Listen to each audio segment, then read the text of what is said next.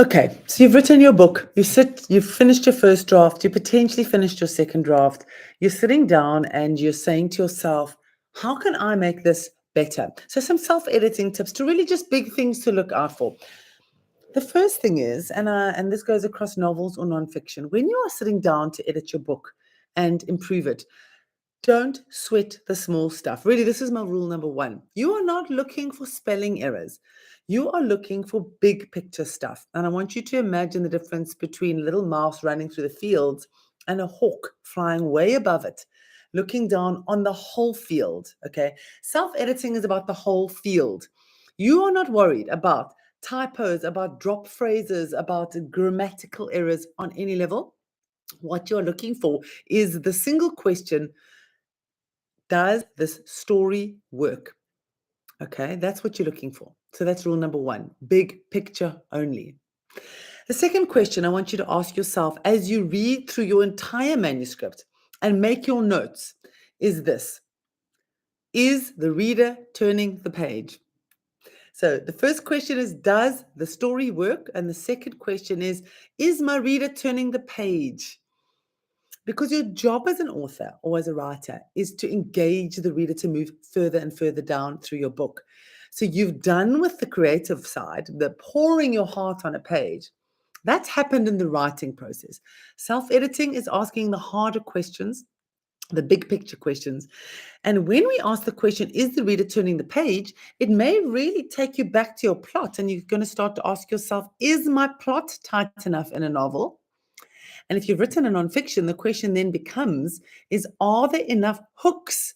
Do I actually have a story thread that's big enough for the reader to continue with me to those 290 pages and not bail on page 5? So two questions you're going to start to ask yourself. The third question I really encourage you to ask yourself and to work with when you begin this editing process is this: is my book entertaining? Now, this is an interesting word, entertaining, because what does it mean? It links to the first two questions. It's asking, am I taking my reader on a journey?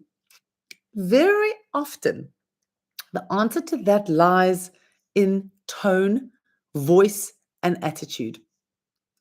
Now, this is particularly in the nonfiction realm. It may be a professional book. It may be your lived experience. You may have poured it all onto the page, but it's dead boring.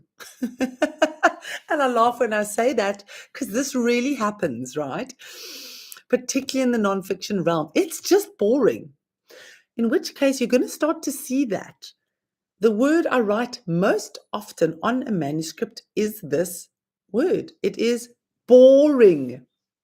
Now, when you see that word and when you see that in your own work, that's the call to up the level of engagement.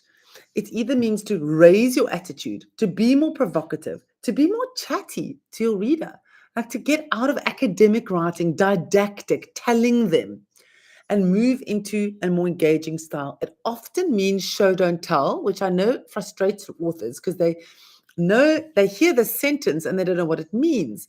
So it may mean that whole scene. Rewrite it as a dialogue. Bring somebody else into this whole thing. Instead of telling the reader how to run the business, give them a case study where you show them how not to run the business, for example. Okay, so we've got three big things that you should look at when you start to self-edit. And all of them, sorry to say, are kind of really challenging you to think about your reader and the experience they are having in the book. And then the fourth thing, and I write this on most manuscripts that I receive, novels, nonfiction, when I assess them for publishers or when I actually edit them myself. And these are the three words, and they go like this: up the ante. Up the ante. It means your stakes are not big enough. In a novel, it really means you haven't given your character enough to lose. It's kind of like, oh, well, maybe I'll do it and maybe I won't. We don't want that in a novel. We want life and death. We want huge stakes. We want terrible consequences. We want longing and lust and passion and rage and excitement. We don't want boring emotions. Okay, it's very important. So this word up the ante, take the screw of your plotting and tighten it. And in a nonfiction, it's just the same. It basically means it's a bit bland. I don't know what I've got to lose if I don't do what you're telling me, if I don't change my habits, if I don't change my eating, if I don't change the way I think, if I don't get more mindful, if I don't run a 5K marathon, or any of these things a nonfiction is, suggesting we can do.